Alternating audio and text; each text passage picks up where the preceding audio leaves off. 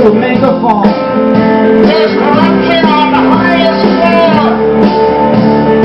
Shoot the floor out of it. Sorry about that. I'm back. Now, where did I leave off? Okay.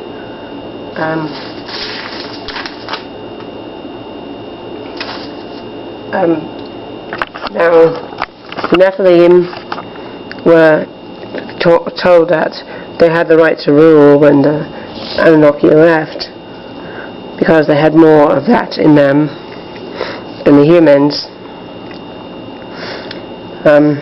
They were told that they had the God-given right to rule because they had more Anunnaki DNA. Enlil and Enki. Enlil moved.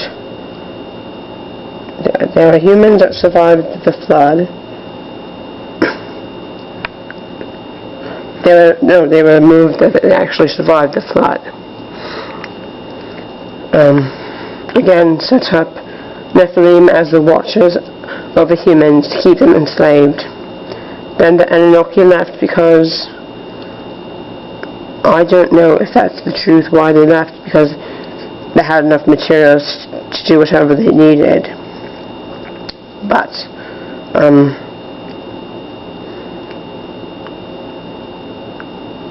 I'm not sure about the timeline, but I thought that maybe at the crucifixion of Yeshua that these creatures were bound, because in the last minute he said it has been accomplished. And I'm wondering that's what we were thinking, that maybe these creatures were not permitted to come back because they had kept messing around with the humans' ability to rebuild and become independent. And I think they were held back. That's what I think. Especially Marduk, because he wanted the whole world. And in this Mark's presentation, he doesn't talk about him. I don't know why, but he's thinking more like it's a faction of more than one thing, which probably is the case. So, I mean, I don't know specifics, but the resources I'm looking at, I've read different things, and I don't know for sure.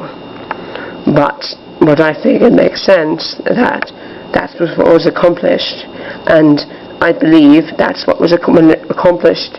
That also, I believe, humanity would be able to return to do the great work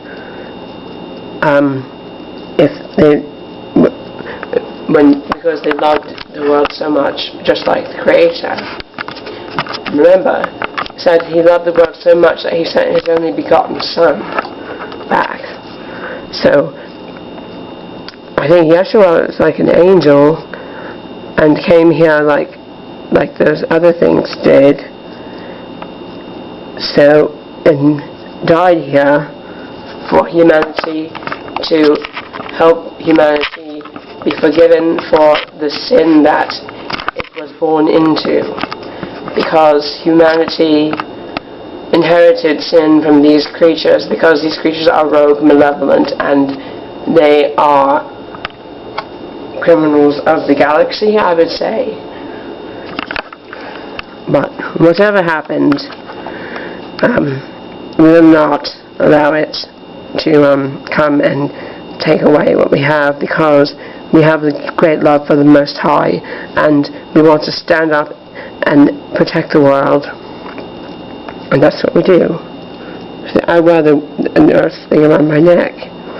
I'm very, very passionate about speaking out against things that are wrong. And here is now this part of the about the Nephilim as the watchers of the humans to keep them enslaved. Nephilim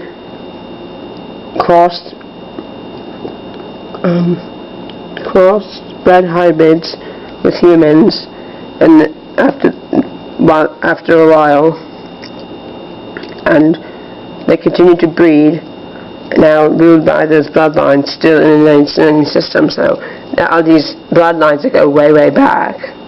Like Jay Parker was talking about, his parents were part of these criminals, and that's living proof that just because somebody was born out of a family does not automatically mean that because they have the free will choice to become a light bringer, and that's what he did. And he deserves justice as well as all the other children who are suffering and continue to suffer because these things get to do whatever they want and use national security as an excuse. National security is what is protecting them and their crimes. Lots of people keep trying to say that, oh, national security, we have to be protected from the other countries or terrorists or what. At the same time, they're allowing these terrorists to come over the border, murder people, and so on. This system is lawless, it makes no sense, and people need to just start doing what's right and demanding that what's right be done. Because there are children out there suffering, being trafficked, being humiliated, and having that pictures, unspeakable things, and pictures being sent at the Pentagon. This Pentagon is really, really not right. I'm telling you this because I know. There is something seriously wrong. So much money goes into the lie, defense against what? What exactly is fighting these things? They're trying to stock up the defense against everyone that has an awakening. But I don't see them as being true defenders of anything, except for their own self-centered psychopathic desires. And those things that they do not have a right to do. The belief that we are free, word magic belief. We are enslaved but told that we are not, so we believe it. And that's what people figure. Oh, I saw somebody talking about a politician on TV. He's great, he's wonderful, he's going to help us. He's not. He doesn't care about you. He cares about himself. Anybody who would run for this piece of garbage of a system is a self-centered pig, sitting on a high horse, protected by national security.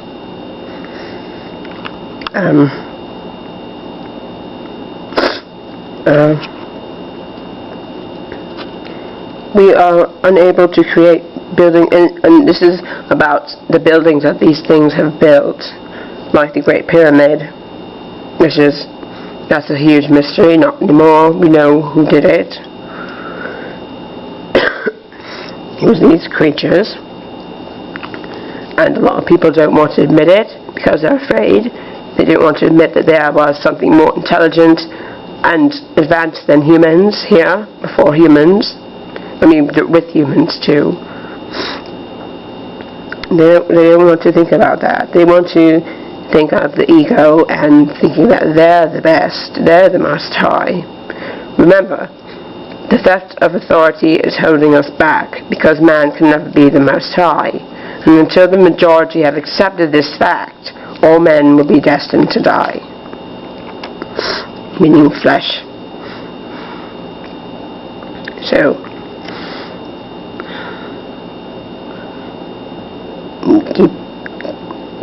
it's just really, really annoying because we know the truth, we have the truth, and just people just don't want to listen because they're arrogant and choose to remain ignorant. Also, with the interference theory, can explain the genetic defects that humans have, including primary psychopathy, which is something that is disgraceful and does not return when it dies. It's not human. That leads to